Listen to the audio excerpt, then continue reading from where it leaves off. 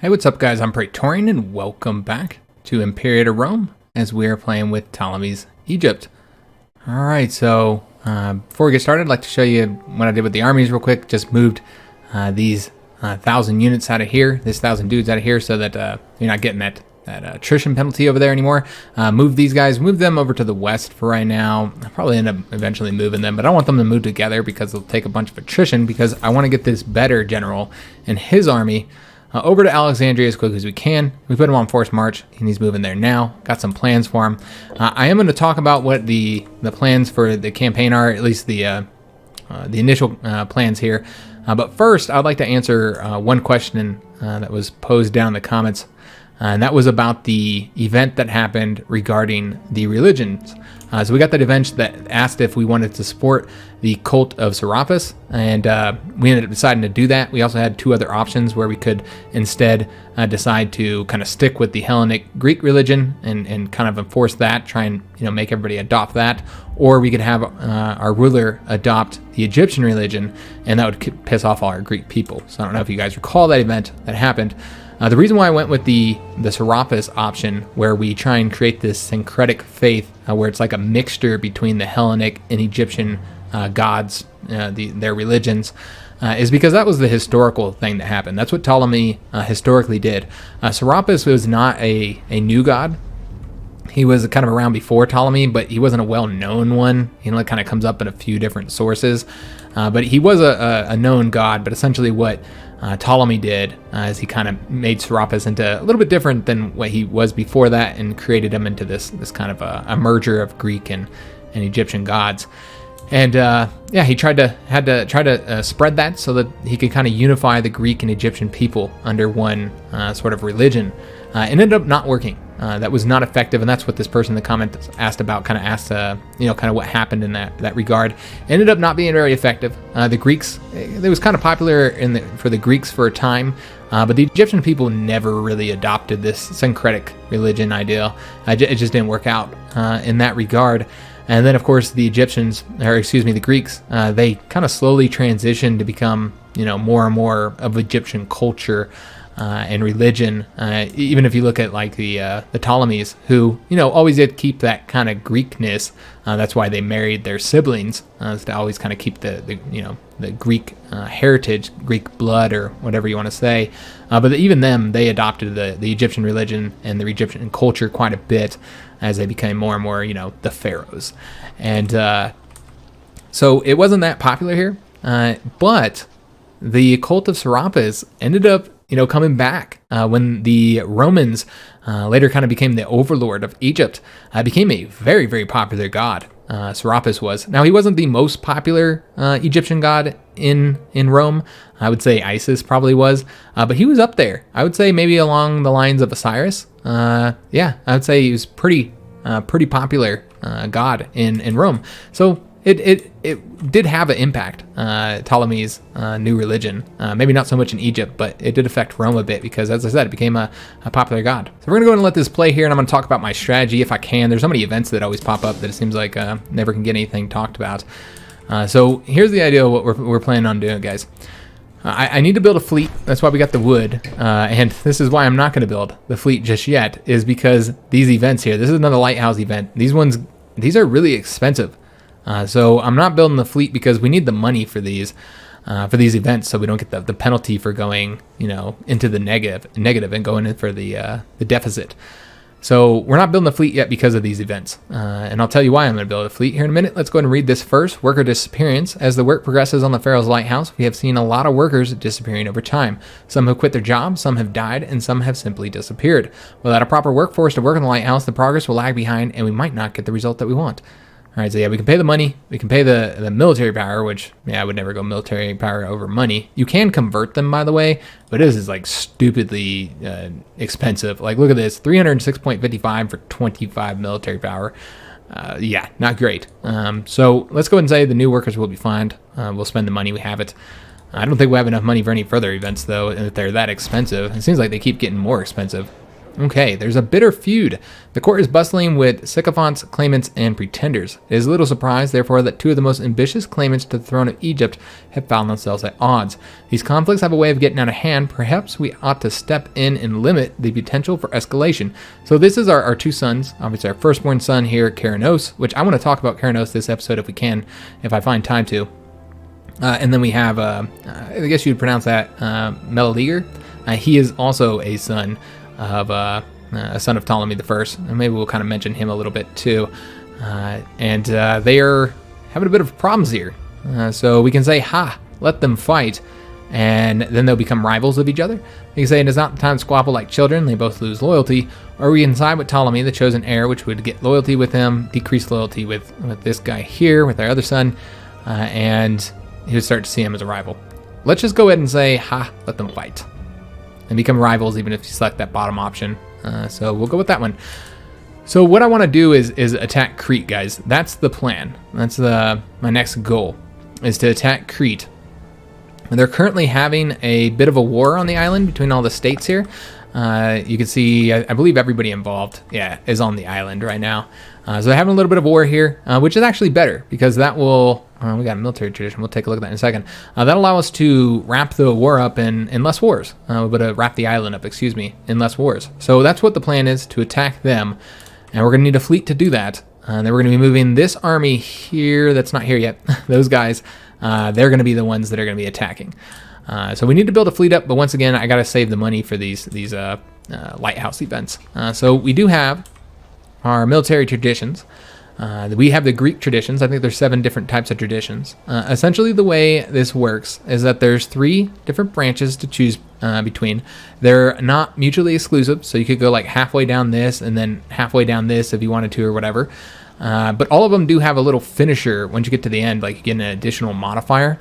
So it is more beneficial to go down one branch because, according to Paradox, because the military tradition cost of these does increase with each one that you get, that you can reduce that cost with your martial advances, your technology.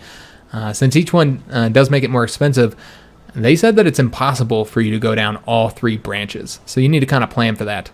So let's go and take a look at our choices.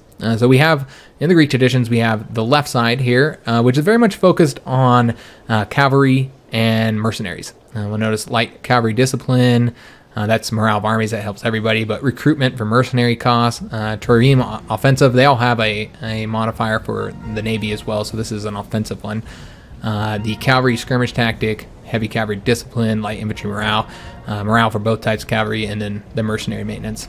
So this one, the middle route, is for heavy infantry and like fortifications and sieging and stuff like that. So heavy infantry morale, light cavalry defense, siege ability.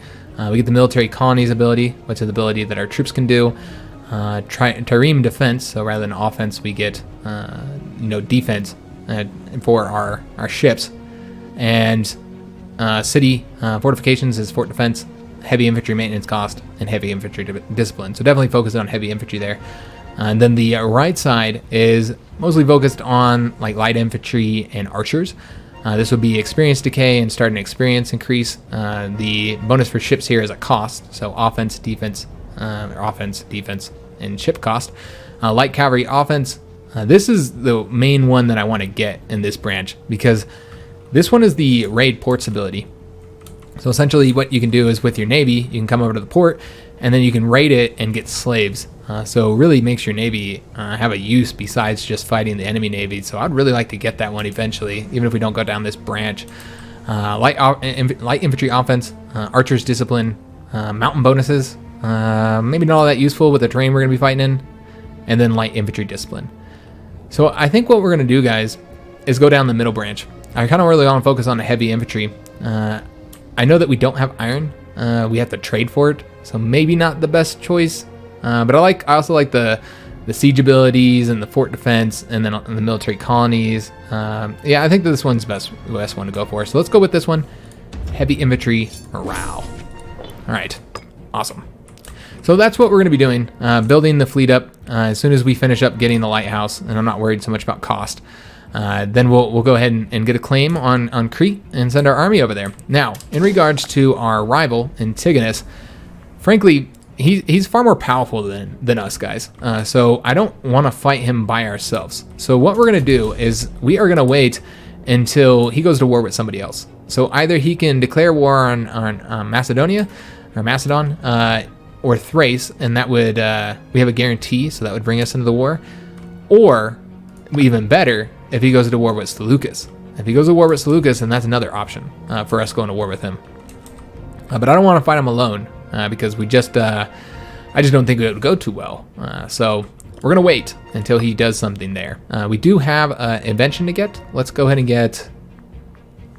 You know what? Let's go ahead and do the starting experience plus 5%. And I'll show you why I kind of want to go for that one. So we were in several battles the last episode, and after several battles, we only got our experience up by, I don't know, like maybe 2-3% even after several battles. So starting at 5% is actually pretty decent. So that's why we're gonna get that one. Faith of the masses. Ptolemy Soter is publicly known to follow a different faith from that of our great nation. In a bold move, all his closest advisors summoned up the courage to suggest that an act of conversion might please the people of Egypt. Faith can indeed be a powerful thing. So we can convert. Remember, he's still of the Hellenic faith. Then we changed our faith to the Kemetic faith here. The history of indigenous Egyptian religion stretches back many thousands of years. So that's actually just the Egyptian faith. That's not the syncretic one. I don't know. I think, is that just a modifier here?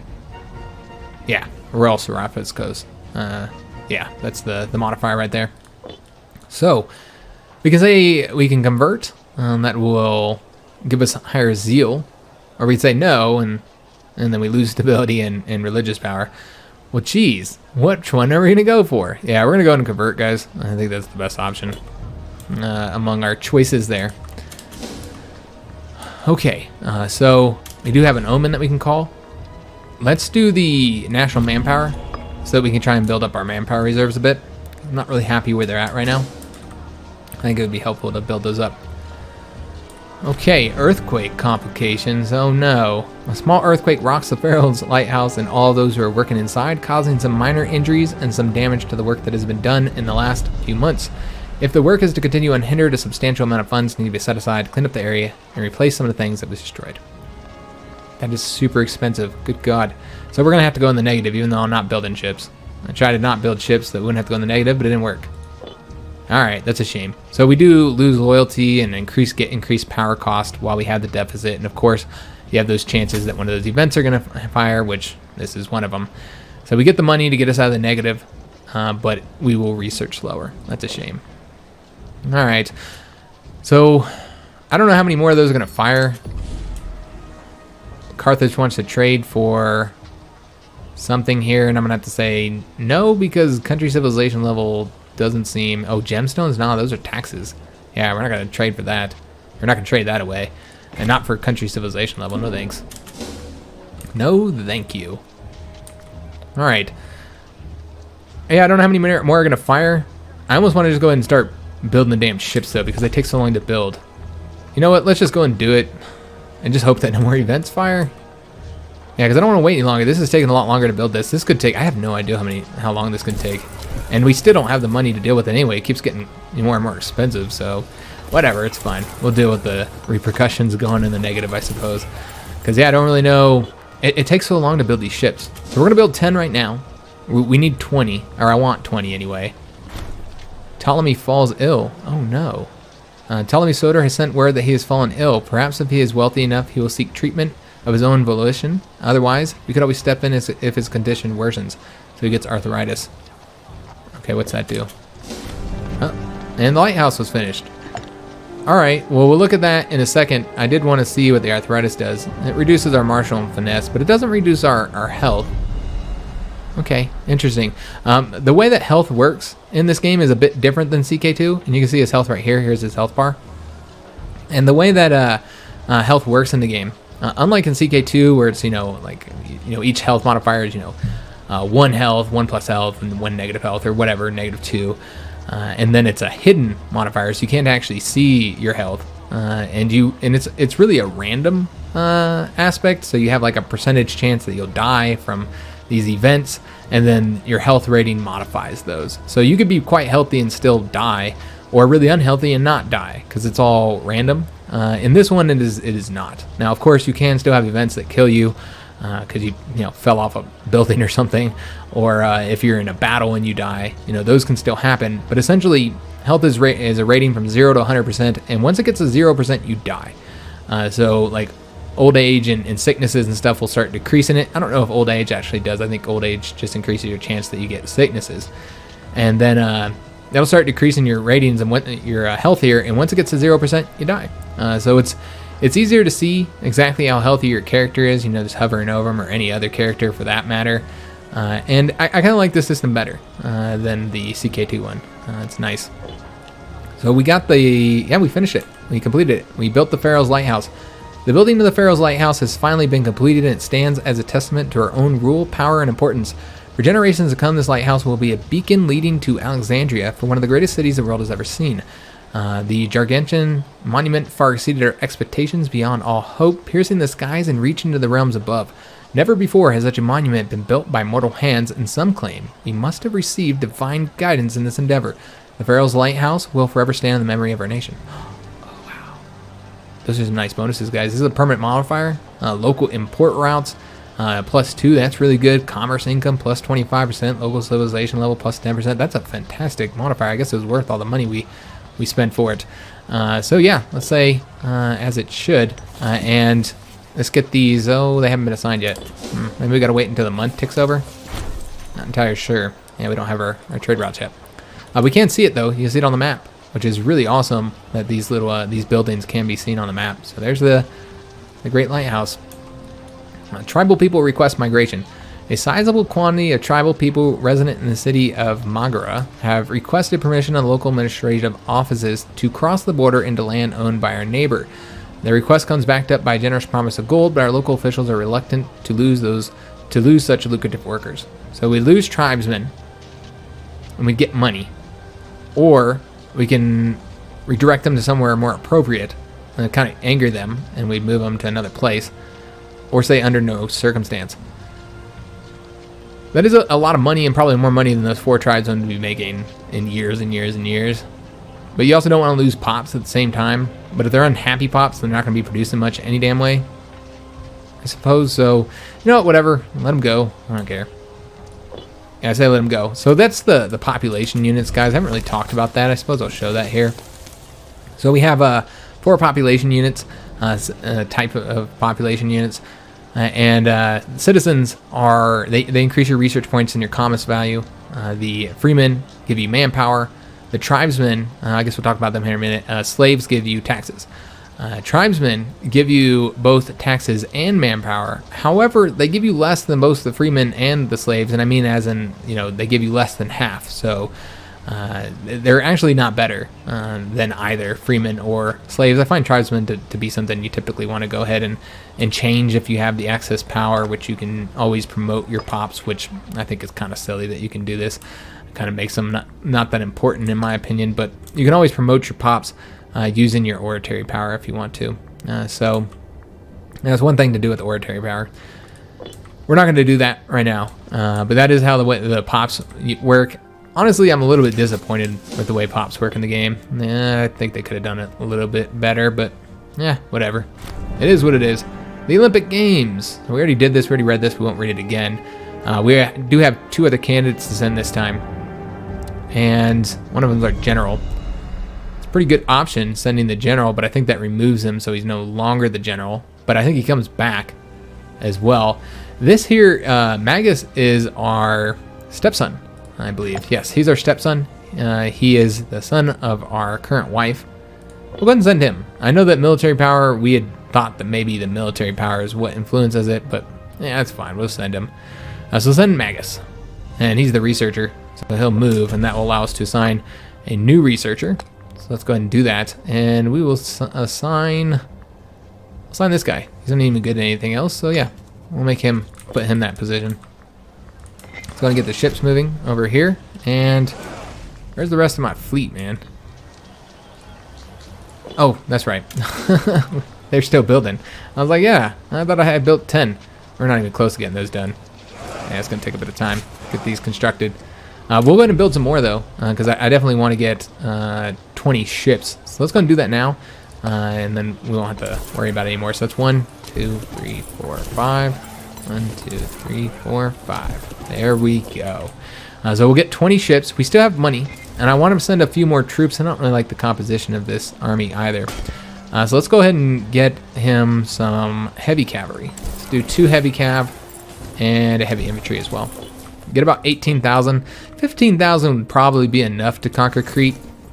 But I feel like let's give them some more. I'm also going to move these guys because I don't think there's any use for them in the west. There shouldn't be any problems over there. We're going to move them over to right here.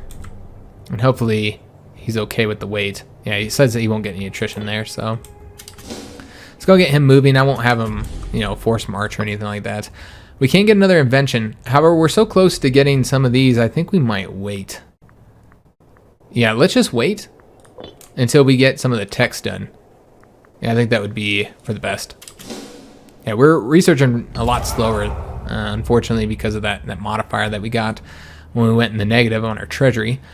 So the Great Olympic Games have come to an end with much rejoicing and celebration. All right, so we didn't win.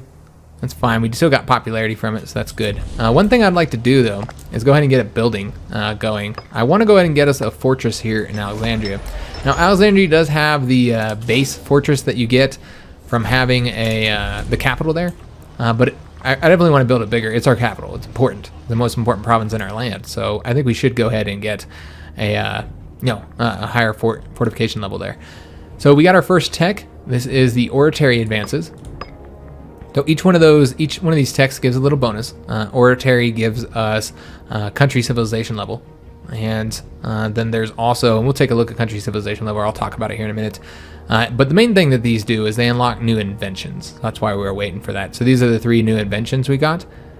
And we're going to go with the aggressive expansion change so we can take this down a little bit quicker. Just going to knock that out.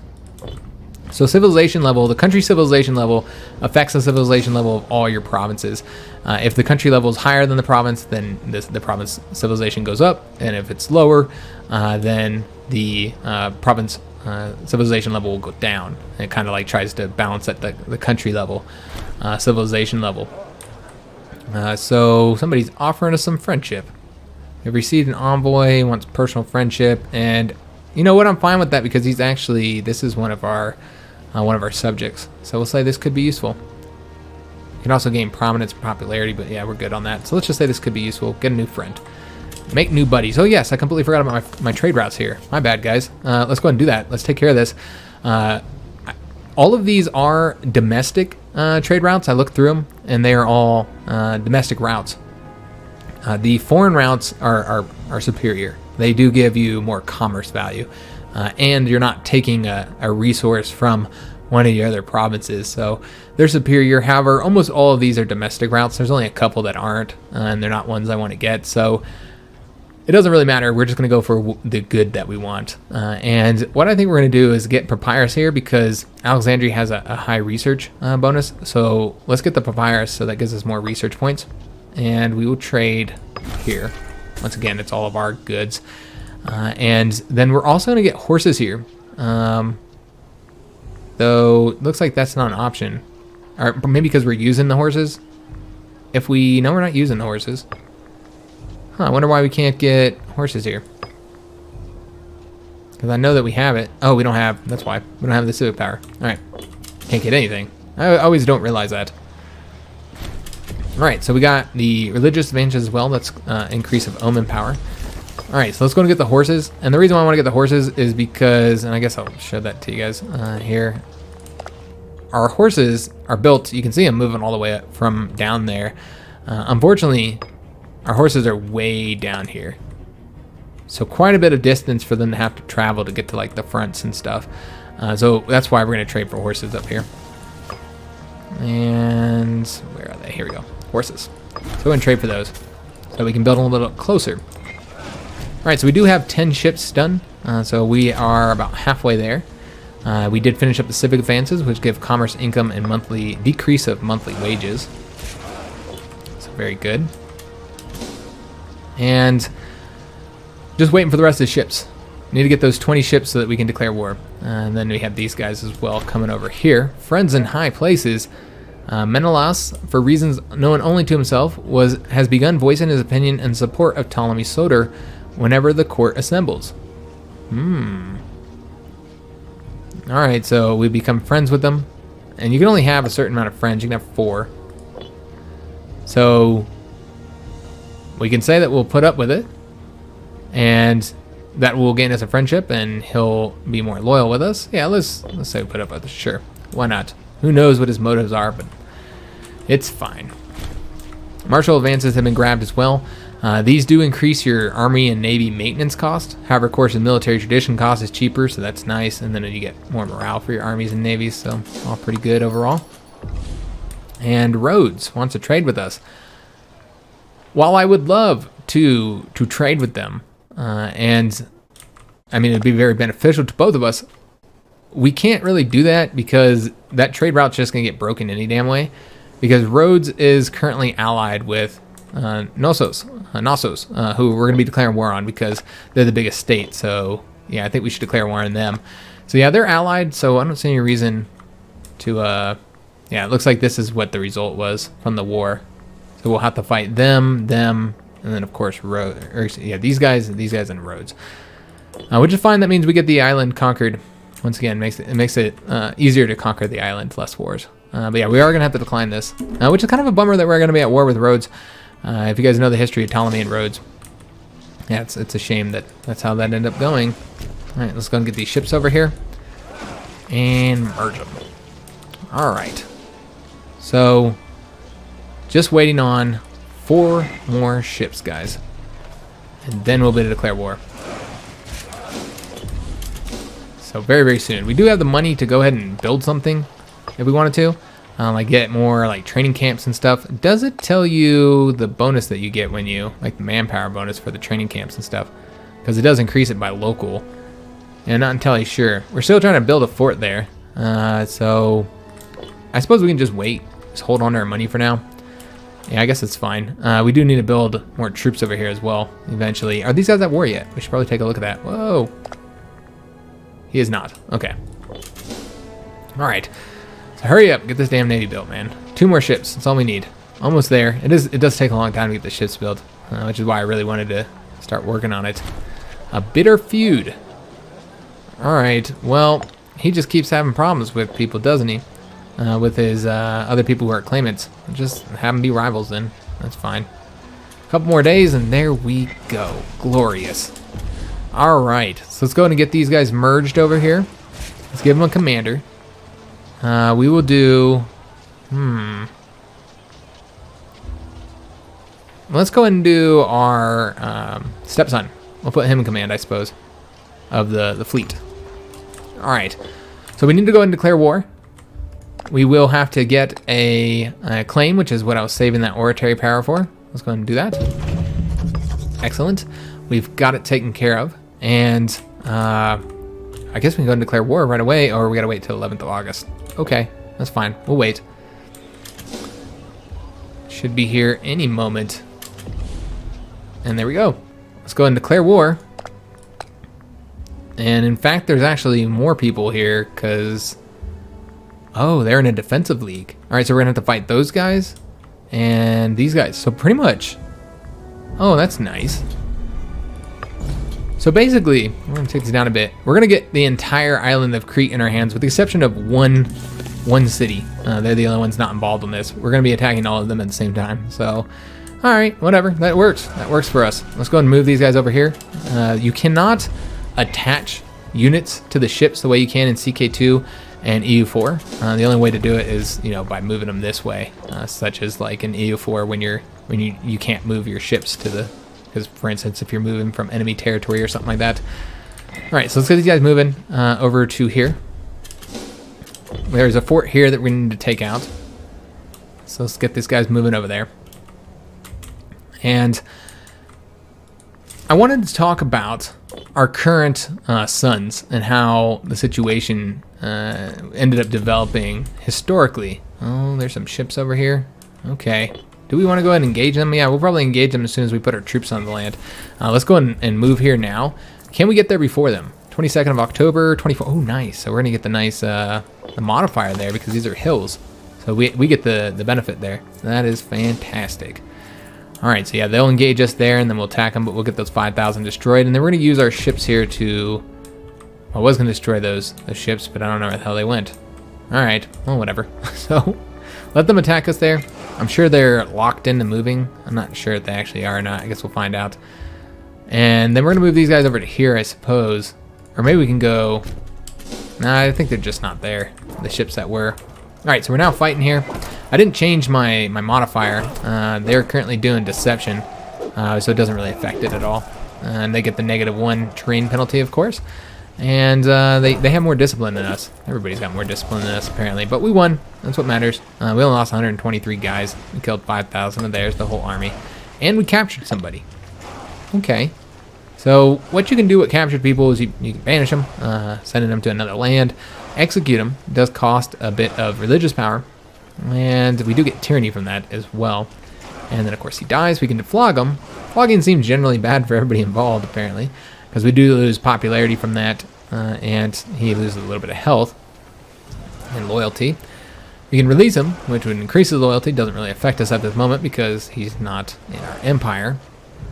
What I think we might do is just keep everybody in prison, and then maybe, because I think if you release them, yeah, and they don't have a country anymore, then they join our character pool, which gives us that loyalty, so we'd have a very loyal guy with better stats, because we could use more generals. So we'll just keep all these guys that we capture. I'm sure he's not going to be the last one, so we'll just keep him in our prison for right now. We do have an invention to get, so let's get something for our military. Oh yeah, let's do siege ability, guys, so we can try and get these sieges knocked out a little bit quicker. I'm not going to attack right there. Let's go after the fortification here, because I don't think we can go. Yeah, we'd have to go by sea. You can't go right there because of this fortification is locking us down. So we're going to go ahead and have. We could also destroy these two if we took this real quick. Destroy these two ships. It's fine. Let's just go ahead and take the damn province, the fort there. No, he's leaving any damn way. He don't want none of it. Yeah, he's fleeing. He's getting the hell out of here. All right, so we're going to siege down this province here. Try and get that grabbed up. And while we're in war, I want to talk about Ptolemy's sons. So, of course, he has his first son, Caranos, and then his other son here, Philadelphus. Now, Philadelphus is the son from our current wife, while Caranos is a son from, you can't see her, but son from another wife, a previous wife that we had.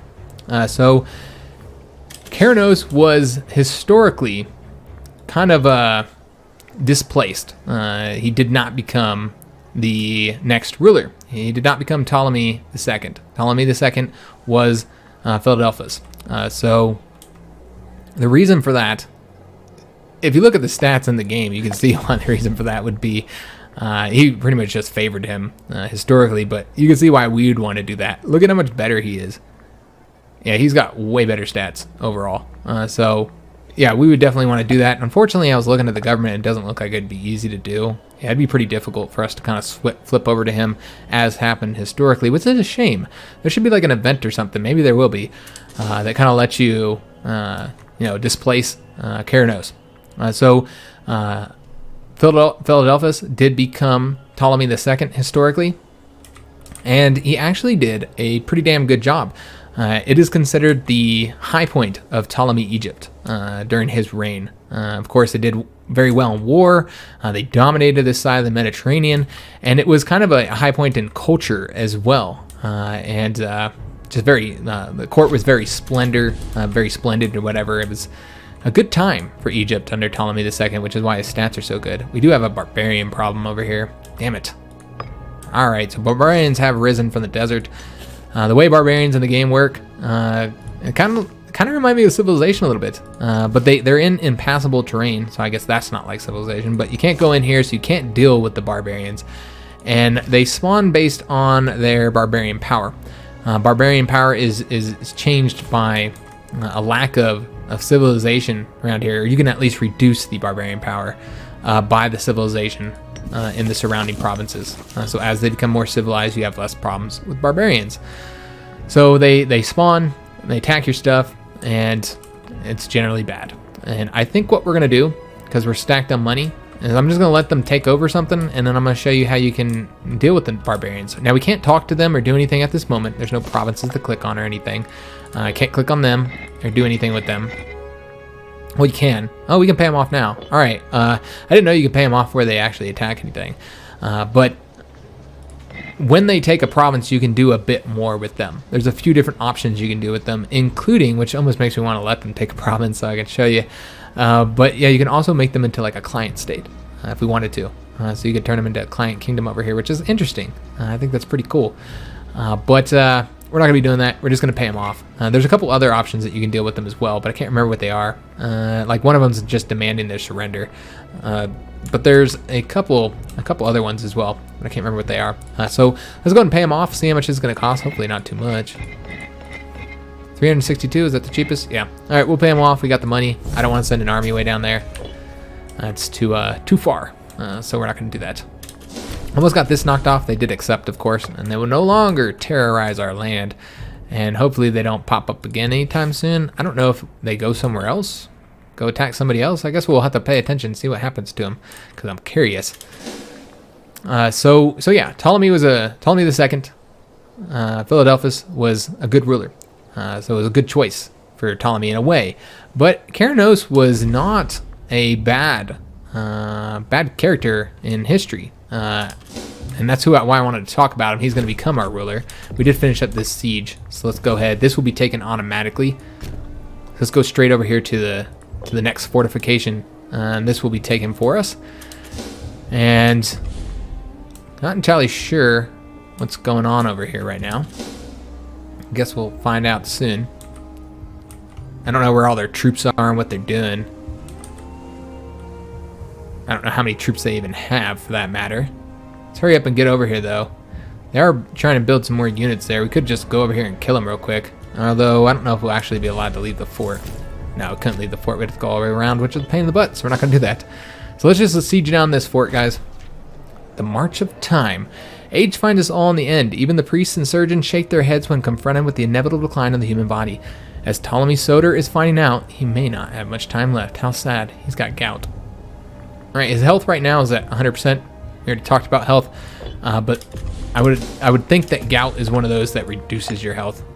Yeah, -1%. So it's going to start slowly ticking down now because of the gout. So he's getting old, guys. He's getting old. Alright, so while we fortify this, we'll talk about our son, Keranos. So historically, once again, Keranos did not become the ruler of Egypt. And what he ended up doing, he's ended up leaving Egypt and kind of became a pretender to the throne technically. And then he moved over here to Thrace. He ended up living in Thrace for a while. And Thrace found themselves in a big old war. And what happened over here, let's just take a look. Okay, so there's another war here. Are these guys at war with them? It looks like they have declared war. Oh, they're trying to expand their lands. All right, so that's what's going on here. And they're kind of protecting us. Oh, wait a minute. Yeah, they're protecting us from these guys, but not like we couldn't destroy them ourselves. So yeah, more conflict over there. Oh, we have blockaded ports.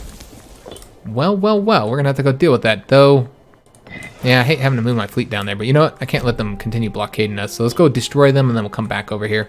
It will kind of reduce our ability to siege here, because we'll get that blockade penalty for them not being blockaded, but that's okay. We need to go deal with those ships over there. We can't let them blockade our stuff.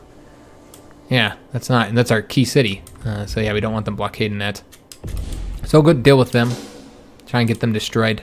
They are attempting to leave, though. Plot. Whispers in the dark. The greatest threat to any nation comes not from without, but from within.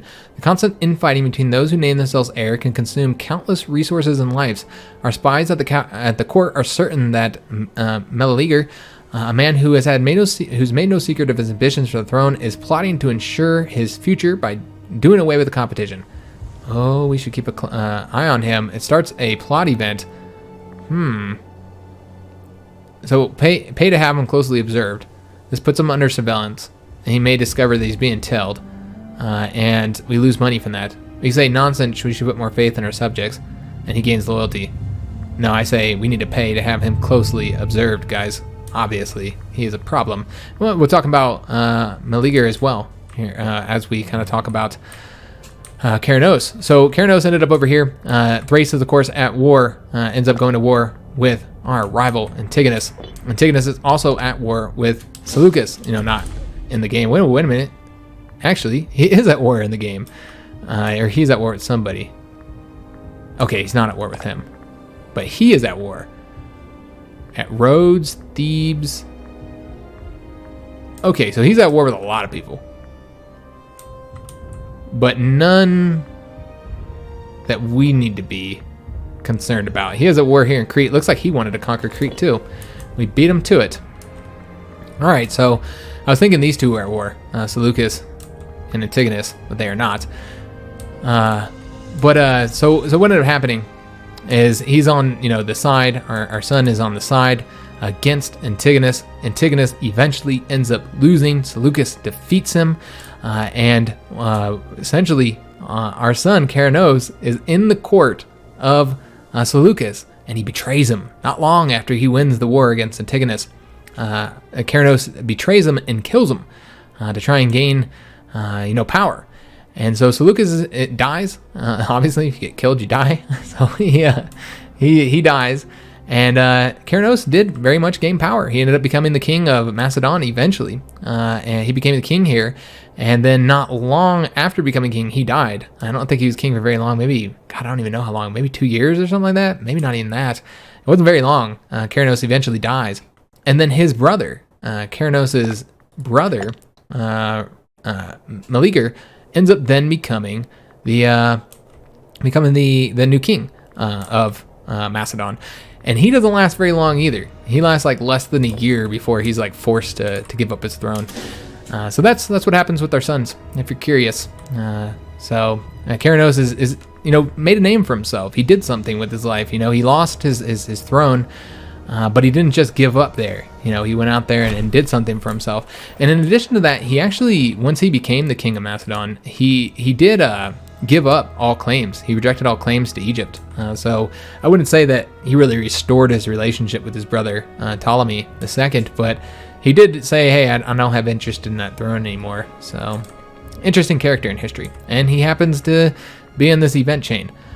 So Meleager has been spending increasing quantities of time with our beloved heir, Keranos. These two are natural enemies, so it might be wise to be particularly careful with this developing situation. Thanks to our discreet surveillance of the conspirators, we are able to determine that they were having an animated discussion about Arsinoe, another petty claimant to our throne. So who is that? I guess we'll look at government.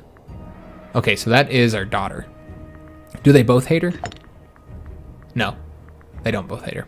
Okay. He's best friends with his mom. Interesting. Oh, and the wolf. Okay.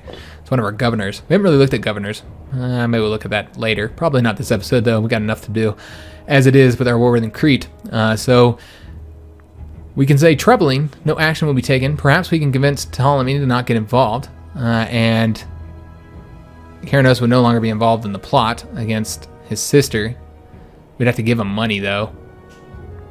Or we can warn our daughter, and she'll be warned that she's the target of the plot.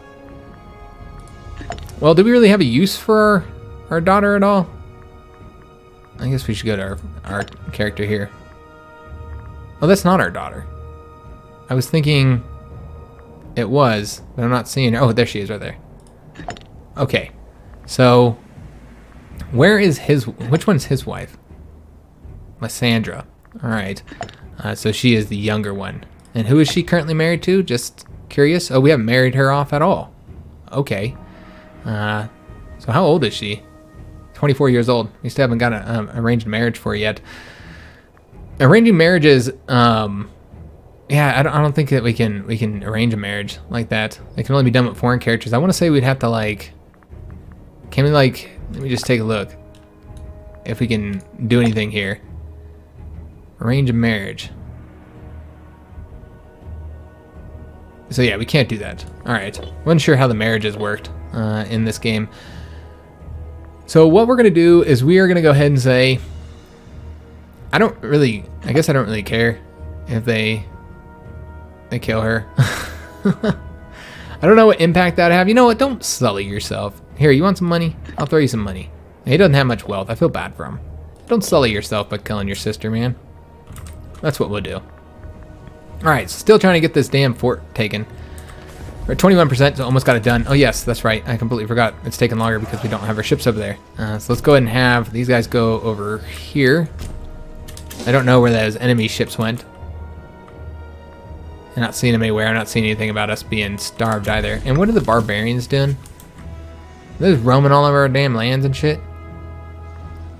I already paid them off. So yeah, I'm not entirely sure what they're doing right now. We do have starving pops though. They don't have enough food. So what ends happen when your pops are starving?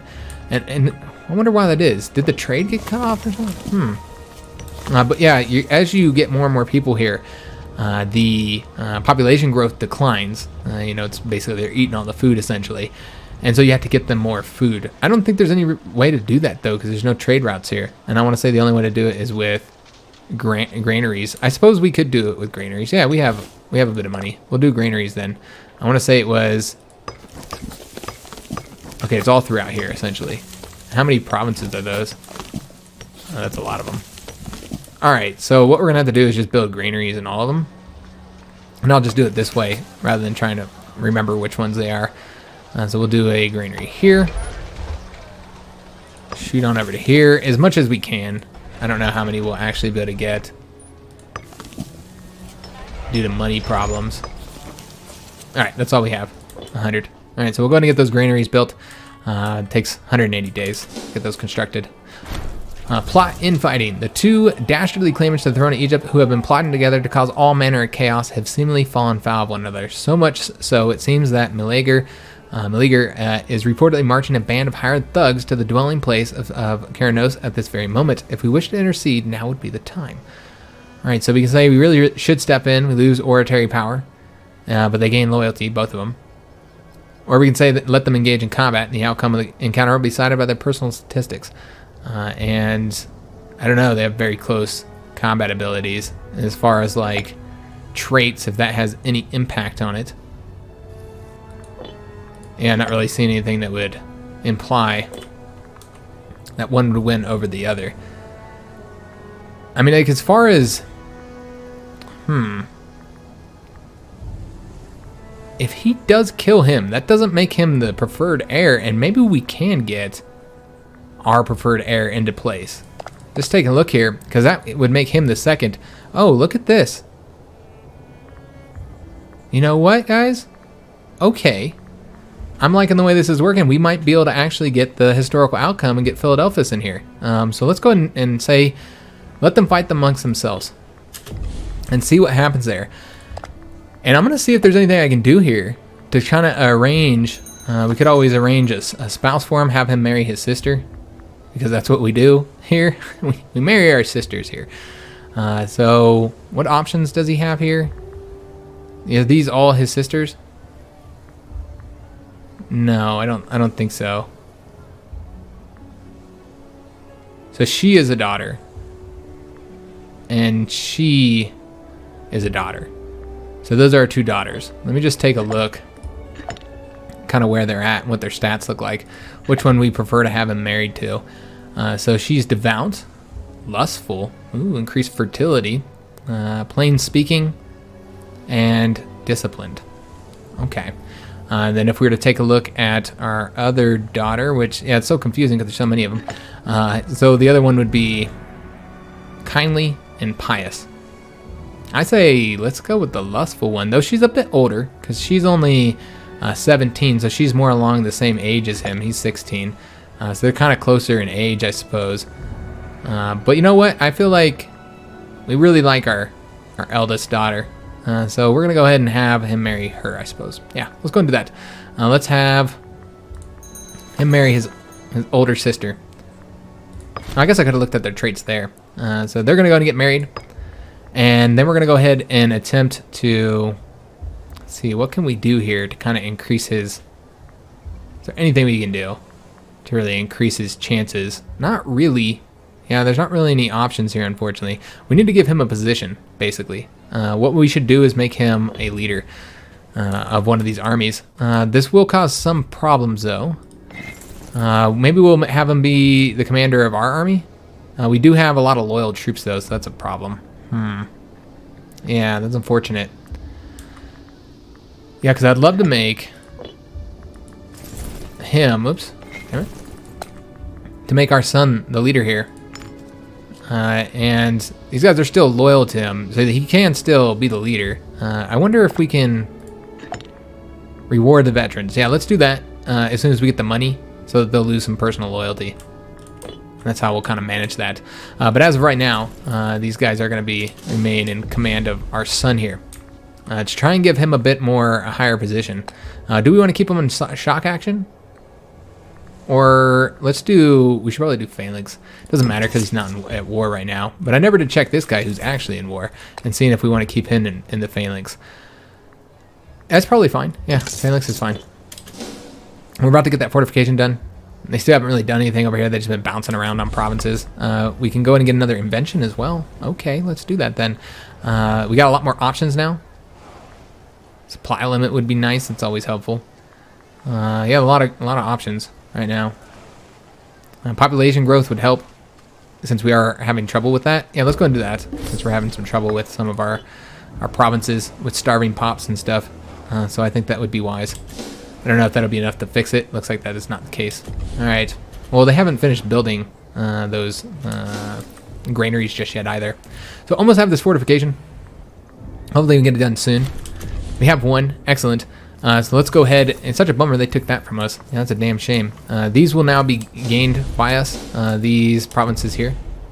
We do need to destroy this army here, so let's go ahead and do that. Get them wrapped up, and then we'll attack over this way, I suppose. Yeah, get that 2,000 men wrapped up there. And we should be able to engage them. Awesome. I'm going to destroy him. Finish that up. Excellent. Did capture another enemy as well. Let's go ahead and move. I think that these should be getting seized, right? I'm not seeing the little... There it is. Alright, so that changes here in mere moments. Disagreements on the highest level. So, Keranos, man of sound reputation, and the Wolf, a nobleman of great virtue, have recently started to spar furiously whilst attending court. Such behavior is unbecoming of these people of stature. However, we have been called upon to take a side in this latest conflict. So, let's just take a look at this guy. He is currently... Yeah, he's fairly loyal. So basically, you side with one, the other one loses loyalty. Or we can say, tell them to stop bickering, they both lose loyalty, but we gain popularity. Well, let's side with Ptolemy, I suppose. We want to keep Ptolemy loyal, though he's pretty loyal as of right now. Well, yeah, if this guy loses that much loyalty, he's a governor. Can we change governors out without causing problems here? I want to say we can. So might want to do that. Let me just see here. There's a region mode I'm looking for, and this shows our governors. And so before I do anything, I want to go ahead and take a look at this. So he's the governor of Upper Egypt. Could we go ahead and like replace him? I'm not entirely sure if you can or not. Yeah, I don't know how you replace, if you even can replace governors actually. You might not be able to, but this would reduce his loyalty down to a really low level. You know what? We're going to go ahead and side with him for right now, since I don't know if I can replace him. Demand support for air. Yeah, I'm not entirely sure how we mess with the governors. So, yeah, I don't want him to be the current heir anymore. And we're getting his rating up quite a bit. I think that this is determines who the primary heir is, and there's no way around that. So we might end up having a big old civil war, guys, because the guy I want to become the heir is currently the more popular one, but he's not designated as the heir. So yeah, we could have a civil war here, guys. We really need to. We should probably try and get him killed. Actually, I don't know if there's make him the leader, put him on a ship, one ship out here, and have him sail around, try and get him killed. Yeah, I don't know. We really do need to try and get him killed somehow. Or just like, we can't imprison our heir either. Yeah, there's no way to deal with that. Yeah, so there's not really, I guess it's trying to keep it from being real gamey, so you can get the heir that you want. So yeah, I think we're gonna have a civil war, guys, between those two heirs. That should be fun, I guess. Our first civil war. Let's go ahead and get a omen selected. Let's go with, I mean, manpower's doing a lot better now. We could go with more money. Or I think we should do the research points, actually. Let's go with research. Alright, so I completely forgot to get these guys moving. Let's go ahead and try and grab that province there, and then we're going to go ahead and try and grab this one as well, though it looks like there's already... Oh, they're currently recruiting somebody there. Alright, so let's try and get these provinces. I think they made peace there. That's what it looks like. Okay.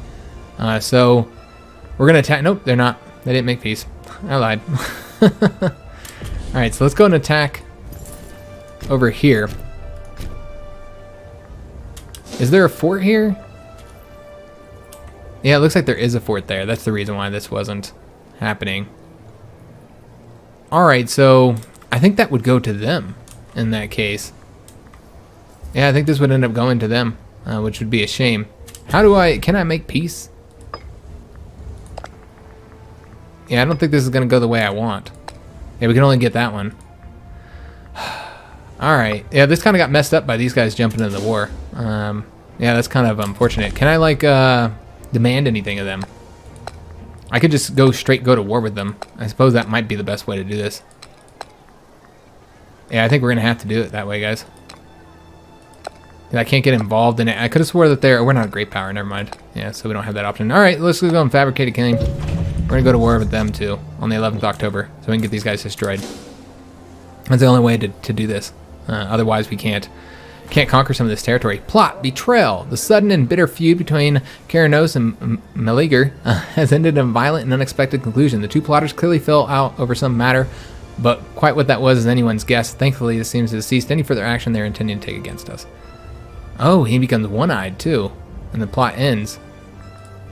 And so, you'll see he gets a patch. Eye patch, because he's one-eyed. So, you also can see their ambitions. He wants to attain a governorship. That kind of makes him happy when you do it. He's content in life. We looked at our son here. He's content in life as well. So here in October, we're going to declare war on these guys as well. And yeah, let's go and do it. Let's make it happen, Captain. All right. So we're going to fight those 9,000 men, get them destroyed. And there we go. Excellent. Go ahead and grab this province up now. And, yeah, we're going to have to fight all these guys. I almost want to go over here, but, yeah, I don't think that's the best option. I think we should probably get the fort first because we're almost done with it.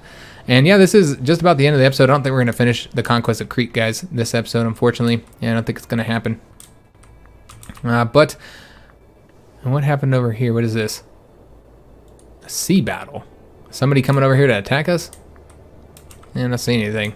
But yeah, this is, we'll play a couple more minutes, but yeah, this is just about the end. This is 2 separate wars, by the way, as well.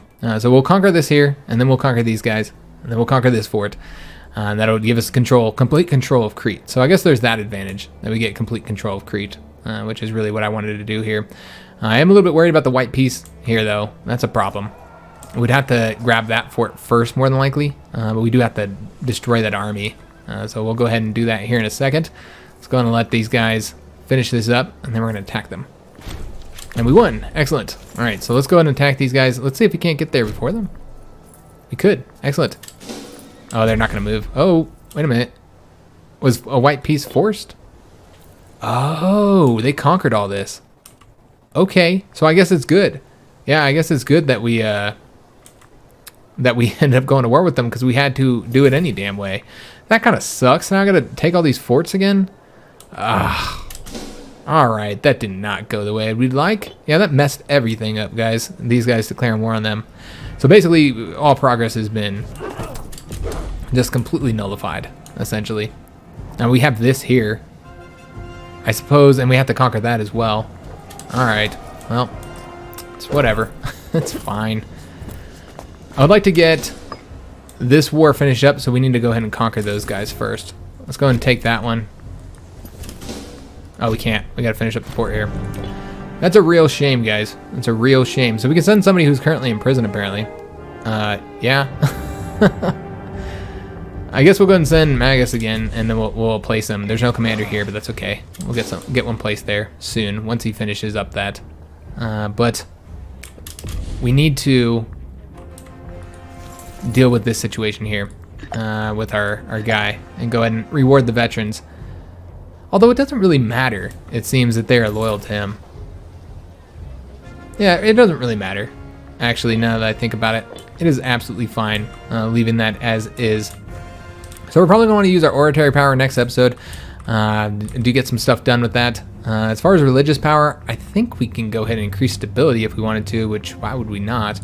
Yeah, let's go ahead and stack. Well, nope, we're almost done with this. It's going to be the 28th. Oh, wait a minute. 20th of May, 467. That's going to be a while. Never mind. I said we're almost done, but... That's a lot longer than I thought we'd have it. I guess it ticks down. So let's go and sacrifice to the gods then. We can also reduce our war exhaustion too, which isn't too bad, so we're okay. Let's go and increase stability up to level 3, and that's going to be the last thing that we're going to be doing this episode, guys. So, yeah, at war here in Crete. I want to see if these guys have gone to war with... Nope, nobody that's going to be challenging for them anyway. So he's increasing his power up there. Seleucus, on the other hand, is at war up here against Parthia. Or perhaps not against Parthia. I think Parthia is actually on his side. Yeah, Parthia is on his side. So yeah, he's at war with these guys here. So that's going to be the end of the episode. Hope you guys did enjoy it. If you did, make sure you leave a like on the video, subscribe to our channel, hit that notification bell, and leave a comment. And thanks for watching, guys.